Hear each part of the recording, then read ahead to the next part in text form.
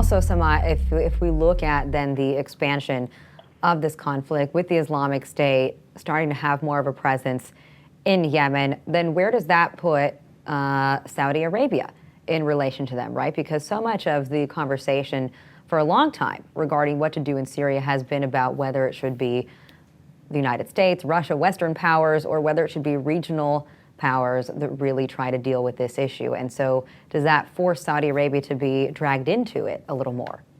Absolutely. Saudi Arabia is already dragged into it.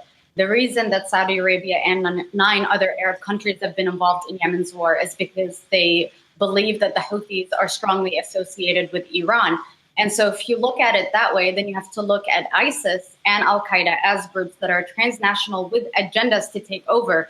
I would say ISIS definitely threatens the monarchies in the Gulf. If we look at what happened in Saudi Arabia, there were 2 ISIS attacks that targeted Shia mosques in 2 different locations. And so it seems that they were going to go after, so it seems so far that ISIS is anywhere where there is what we call Shia presence. And so their first opponent is actually Muslims who do not adhere to their particular ideology. And so in this regard, it would start with Shia in Yemen. They've targeted an Ismaili mosque. They've also targeted any kind of government bodies, so soldiers, and now the headquarters, so the vice president of Yemen, Bahah, and his cabinet. And I would say that naturally we can assume that what would follow next is the Al Saud monarchy, and it would follow into the UAE. The United Arab Emirates has been very heavily involved in this war, and they've actually sent troops into Yemen, and their soldiers were actually killed in the last strike. So they had 4 soldiers die because of the targeting of the Arab Coalition Center. And so ISIS is really looking at the whole region as a possible territory. And here I need to remind our audience that back in 2011, and then even before that, we had territories in Yemen that were under complete control of these extremist groups. So it's easy for Yemen to kind of fall in the hands of these people because although the government used to be central, they didn't have complete control over all of Yemen's territories. And now with the war and with Yemen's government outside of the country and with the country being at complete chaos, it's going to be really hard.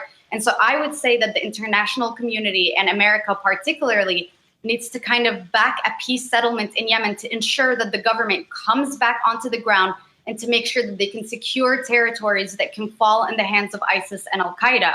So in this sense, Saudi Arabia and other Arab countries need to make sure that this war needs to end to kind of contain the chaos and to start the rebuilding process, which will curb the way that these terrorist organizations are able to kind of recruit and monopolize on the destruction that's taken place.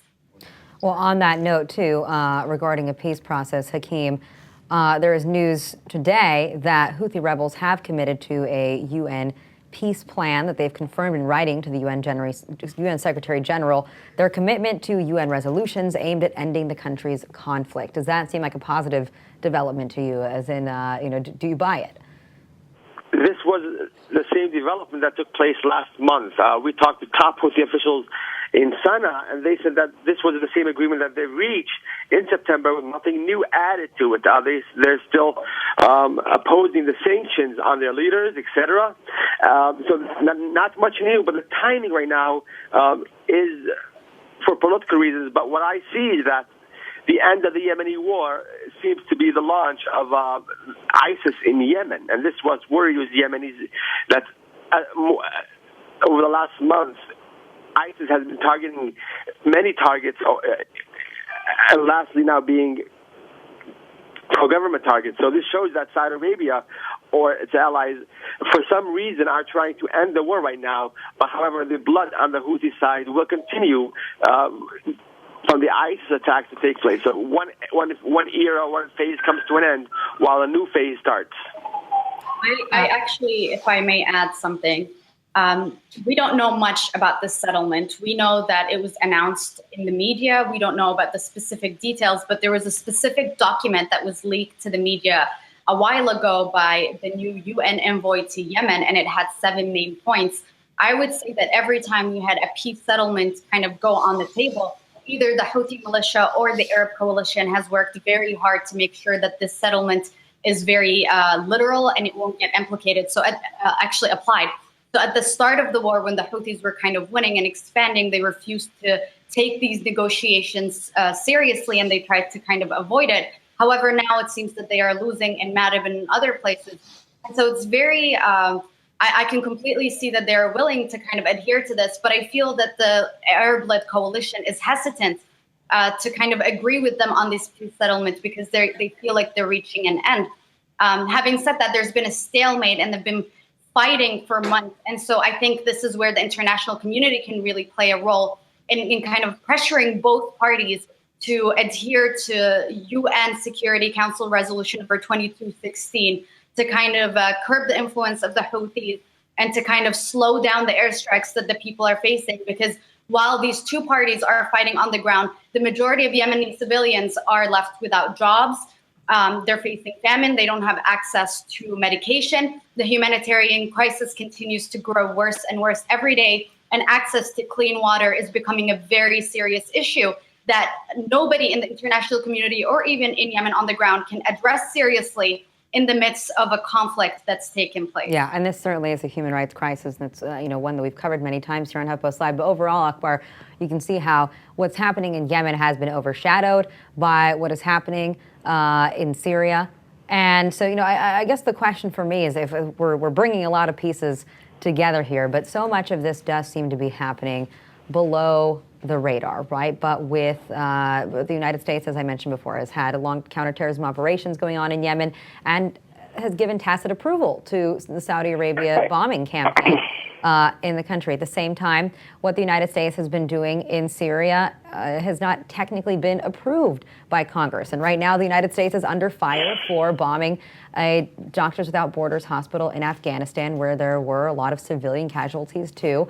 And a lot of people feel like the war in Afghanistan is over. So all of this kind of coming to the forefront at once, though, can it put a little more pressure on for more straightforwardness in addressing where we are involved, what's happening, what we're doing, and maybe getting some type of congressional action and approval on it? I don't think that's likely, Ilona. It would be nice if it were to happen. I think that's certainly rethinking on the Syria strategy.